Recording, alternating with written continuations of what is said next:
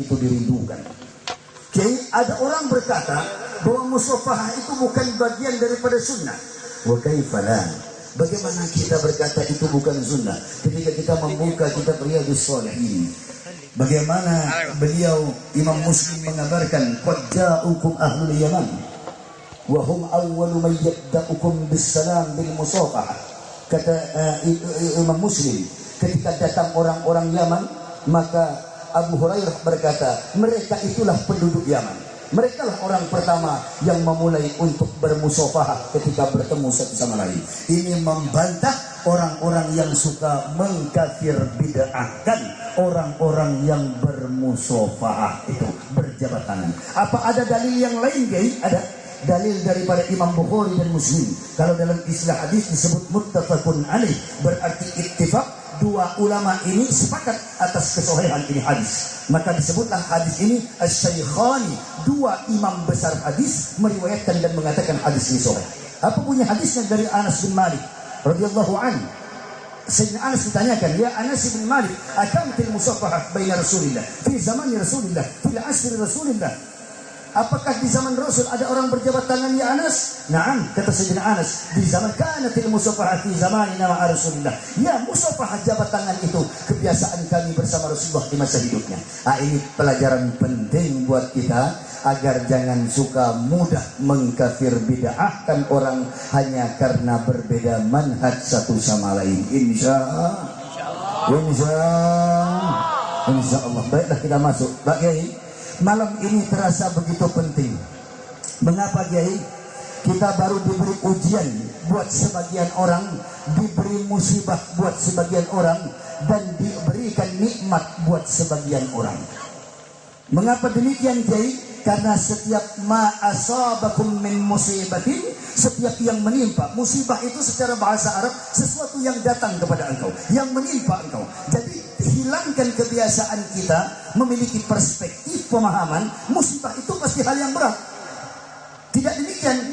Coba saya tanya dengan orang Pontianak, mun ikocak oleh musibah, oleh PC, apa kehilangan PC? Hilang PC. Lek corone kalau kalian jenengan kita Pontianak nih dapat musibah itu apa? Kalau jatuh dari moto atau hilang moto. Kalau dapat moto bukan musibah. Padahal secara tekstual makna musibah itu sesuatu yang terjadi pada engkau. Maka musibah bernama COVID-19 itu ada 3 perspektif kita memandangnya. Yang pertama dia nikmat, yang kedua dia ujian, yang ketiga dia hukuman dari Allah Subhanahu wa ta'ala. Saya tidak ingin membahas detail, namun saya ingin membahas bahwa implikasi yang ditimbulkan corona itu memberikan pelajaran penting buat kita. Apa, Kiai? Kita mulai mengenal mana orang yang fiqh, lurus beragama, dengan orang yang beragama tetapi berdeluk bilu, masih ada belok-beloknya. Mana orang yang benar menuju Allah, dia sadar bahwa kita orang ugi negeri kiyoroi nefanaga siwa-siwa kifi kiyor fuang Allah Ta'ala mafirin kati kiyoroi na untuk gaga tentu nanti untuk mandri minum masapuk dan dek semata kata orang ugi na ngerti mudur, ia tak ngerti. Saya mengerti, tak tahu. Kata orang bunuh begitu. Mereka yang sadar bahwa yang dituju Allah, mereka tidak pernah mengambang. Mereka betul-betul yakin bahwa kata Imam Bukhari dan Muslim, annan nas law ijtama'u ala ayyadurruka bi syai'in la yadurruka bi syai'in illa ma qad kataballahu lak. Sekiranya Muhammad berkumpul itu manusia sealam dunia ala ayyadurruk untuk memberikan musibah mudarat kepada engkau, la yadurruka bi syai'. Ini tauhid. Ini tauhid. Memang tidak tampak pada tubuh kita, tapi ia mampu membuat hati yang lembut, sekumpal darah itu kokoh melampaui kerasnya karang di lautan. Inilah tauhid. Badan boleh hancur, tapi hati tidak bergeser sedikit pun dari tawajjuh memandang Allah Subhanahu wa ta'ala. Shalli ala Muhammad. Seandainya berkumpul manusia ibu untuk memberi musibah kepada ibu, mudarat, tidak akan terjadi mudarat itu kecuali qad kataballahu lak, apa yang telah Allah takdirkan di zaman azali untukmu, bahwa 70.000 tahun sebelum manusia lahir, manusia telah ditetapkan 4 perkara. Kalau orang Padang, ampek perkara sudah ditetapkan oleh Allah Subhanahu wa Ta'ala. Apa yang pertama? Jodohnya, mautnya, rizkinya, pekerjaannya. Dan 4 perkara ini digenggam oleh bayi ketika ia lahir. Maka tangan bayi itu menggenggam, kemudian ia menghisap induk jarinya. 4 jari ini dia genggam. Falsafah yang tersimpan di dalamnya. 4 perkara ini tidak akan pernah tertukar. Jodohmu tidak bakalan tertukar, wahai para remaja. Tidak perlu moto sepeda motor orang untuk mendapatkan gadis tetangga. Ibu anaknya yang cantik-cantik gadis. Kenapa Pak Kiai bilang anak kami cantik? Karena memang perempuan tak ada yang ganteng. Semua perempuan pasti cantik. Adapun masalah hidung dia, ada yang tinggi, ada yang rendah, itu biasa saja. Saya kabarkan dengan anak santri saya bilang yang penting ada lubang hidung untuk keluar angin, sudah cantik. Pak Kiai, tapi yang cantik itu macam orang Arab, Pak. Hidung tinggi, kecil. Kami memang anak cantik, tapi tinggi, tapi besar macam buah jambu itu anak kami. Tapi cantik karena angin nyaman keluar masuk. Ya kan? Ibu semua yang cantik-cantik tidak perlu harus memakai lipstik, menyambung bulu mata untuk dapat jodoh. Tidak akan tertukar jodohmu sayang, anak-anakmu atau janda yang pengen mengulang hidup baru. Tidak akan tertukar jodohmu. Atau laki-laki yang masih jombloan kata anak sekarang milenial. Tak perlu motor Kawasaki Ninja kawan, motor baru. Dia tak agak ya. Pergi dia ke mall, ke Pontianak, depan Mega Mall atau Transmart, dia ada motor parkir nih, foto motor baru. Betul, memang motor baru itu. Cuman yang bodoh, yang naksir sama motor itu laki-laki karena motornya. Laki-laki itu tidak bohong. Ketika dia ngapel, rupanya dia pakai motor Pos One tahun 80. Udah dilarang polisi itu. Karena motor 2 tak itu membuat rusak alam ini. Karena karbon dioksida hasil pembakarannya. Ya kan? Maka saya pesan tak perlu macam itu. Kalau sudah jodoh, Madura bisa dapat jodoh orang Sulawesi. Ya kan? Bayangkan. Ini aminjak terlalu dari Bugis lagi. Ya kan? Orang Jawa bisa dapat orang Sumatera. Orang Kalimantan bisa kawin dengan orang Madura. Tadi bahkan Kiai bilang orang dari Samarkand, Sunan Ampel dapat jodoh justru di Tuban, di Surabaya, di Gresik. Bagaimana jodoh tidak akan pernah tertukar. Tapi sayangnya kita banyak tak yakin. Kok Pak Kiai tahu? Buktinya Bapak sering anak-anak kita biarkan hidup bebas karena takut tak dapat suami atau tak dapat cewek. Padahal Bapak tidak perlu berbohong. Kalau takdir Bapak mau kawin 1, kawin 2, biar Bapak beristri 1, 2. Ada orang mau dia, takdirnya dia takdir kita. Ada yang pengen nambah ya? Ini si Faruqi nambah. Iya, Pak Kiai. Oh ini orang udah bininya 2, Pak Kiai. Bininya 3, mana ada orang mau? Tidak begitu. Orang melihat orang beristri 2 tuh mantap. Ini orang ini baru laki-laki. Mana bini hitungnya?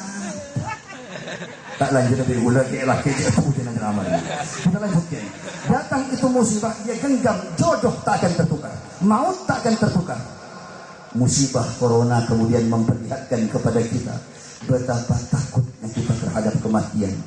Salah Pak, tidak, itu manusiawi. Orang takut mati itu manusiawi.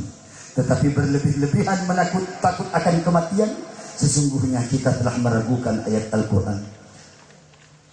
Maka li nafsin an tamuta illa bi'idhnillahi kitaban muajjalan. Qori baca itu tiap maulid. Tidak ada satupun jiwa yang dapat mati kecuali atas ketentuan Allah Subhanahu wa ta'ala. Berapa banyak orang yang sudah sakit parah tak kunjung mati karena belum datang ajal kematian.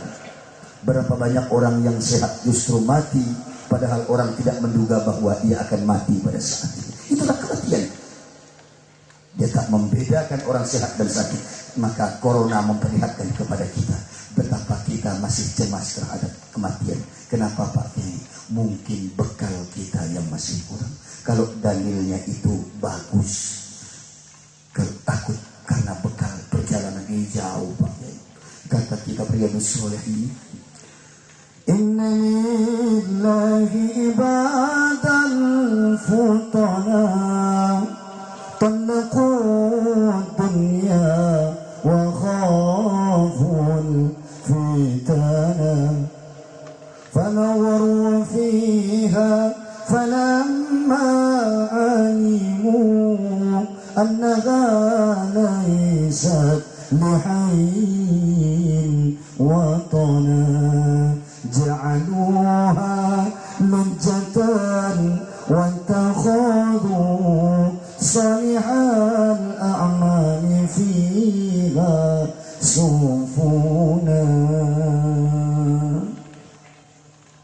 Jabul Kiai, amma ba'du, sebagian kabulan pangeran antap asor tajam pamikiran nanak tunya takok pas aperian karena oni cek beni pamukiman keditase foto de penyaperangan paraona mafokus pangamalan amma ba'du. Saya pun ngaji kitab ini kita pun karo.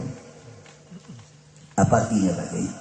Sebagian hamba Allah Ta'ala rendah hati, tajam pemikirannya, menceraikan dunia, takut akibatnya. Karena dunia itu aperian. Orang kalau sudah kecantol dunia, sakit dia punya hati. Cinta istri berlebihan, sakit. Mau kerja bingung. Ini aku nih pergi berangkat subuh-subuh, balik malam. Biasa seminggu sekali bawa balik. Bini aku cantik, jangan dia bergila gampang. Ujung-ujung balik bukan bawa duit, balik kena asam urat darah tinggi. Nah ini kalau cinta berlebihan dengan bini. Nah begitu juga istri. Kalau sudah terjangkit penyakit cinta laki berlebihan, baru laki mau pergi, dia dah masang ini kemasangnya. Dek buat aja kopi aku nak berangkat, buat nak kosong. Perempuan yang kerja dia macam itu lah. Muka masam merajuk, meneteskan air mata, itu sudah gaya perempuan.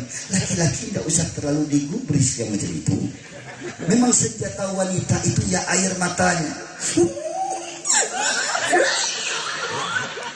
Apa yang laki mati? Seminggu dia nangis tak berhenti dia tahan. Udah dia nangis, masuk bulan kedua belah lagi.